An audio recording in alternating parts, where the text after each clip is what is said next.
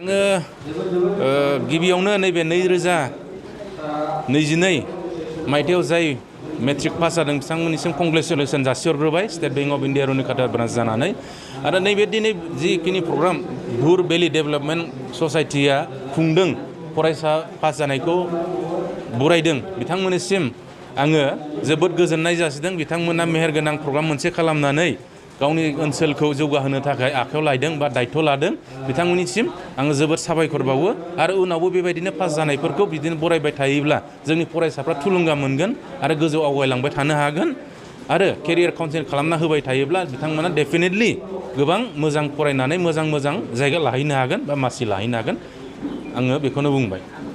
स्कुलाव फरायोमोन ओमफ्राय देग्लाय मेट्रिक पास जाबाय। आंनि गामिया खाथिबारि। आंनि आफानि नामा दाखोर बसुमतारी आरो आंनि आइनि नामा अनजना बसुमतारी। आङो 85.5% पास जादों। मोनबा साबजेक्टआव लेटार मोनदों आङो दा साइन्स स्ट्रिमाव लानो सानदों।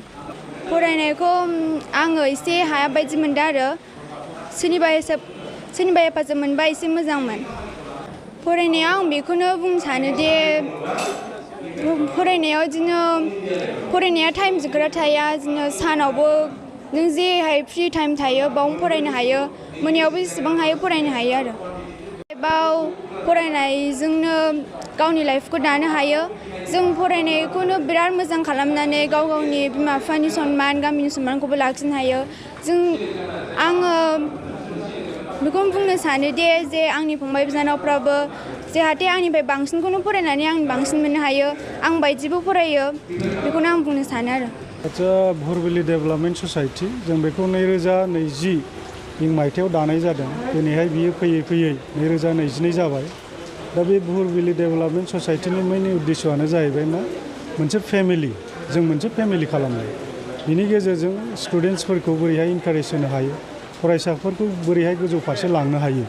थिग बेबायदिनो भुर भेलि डेभेलपमेन्ट ससाइटिया देग्लाय मोनसे एजुकेटिभ मेलनि गेजेरजों थांखि लानाय मथे देग्लायनि 2022 मायथाइयाव जायफोर फरायसाया HSLC आनजादाव उथ्रिसार जानो हादों बेखौ जों दिनैहाय बरायनाय हाबाफारि लादों आरो जोंनि भुर भेलि डेभेलपमेन्ट ससाइटिनि फेमिलियाव गासै 7 सा जों मोनदों HSLC आनजाद होग्राखौ। दा बिनि गेजेराव 7 जननि गेजेराव साबाया फार्स्ट डिभिजन, सानैया सेकेन्ड डिभिजन। दा फार्स्ट डिभिजननि गेजेराव सबसे बांसिन हाइएस्ट मार्क मोननायनो जोङो फेलिसाइटेसनजों लोगोसे डायरि पेन आरो एसे रां जों होनाय जादों। दा बेवहाय जायनोखि बांसिन मोनदों बे मोननाय गथ'नि मुङा जाबाय निरुपमा बसुमतारी। बिथाङा UN एकाडेमि रुनिकाटायाव फरायोमोन। बिथांनि जौखोन्दोआ जाहैबाय मा 85.5। बिथाङा डिस्टिंक्सन मार्क्स लानो हादों। जोंनि भुर भेलि डेभेलपमेन्ट ससाइटिनि मेइन थांखिया बेनो जे जायफोर फरायसाफ्रा दिनै मेट्रिक आनजादाव उथ्रिबाय मेट्रिकल' नङा HSLCनि अनगाबो जों हायार सेकेन्डारिखौबो बानायगोन आरो सोरबा MA दंबा जों बेखौबो खालामगोन। बाथ्राया जाहैबाय मा बे फरायसाफोरखौ इनकारेज होनायजों लोगोसे जोङो दिनैहाय केरियार काउन्सेलिं मोनसे हाबाफारि लादों आरो बेवहायनो नुजाफैदों जेरै रुनिकाटा ब्रान्च मेनेजार गोदानै श्रीजुत जयन्त बरगयारी आरो बे हाबाफारियावनो बाहागो लाफैनो हादों जेरै doctor Sangram Brahma OSD CEM बिटिआरनि आरो बेजों आरो सासे जोंना फैबावनो हादों जे डक्टर प्रियंका बसुमतारी।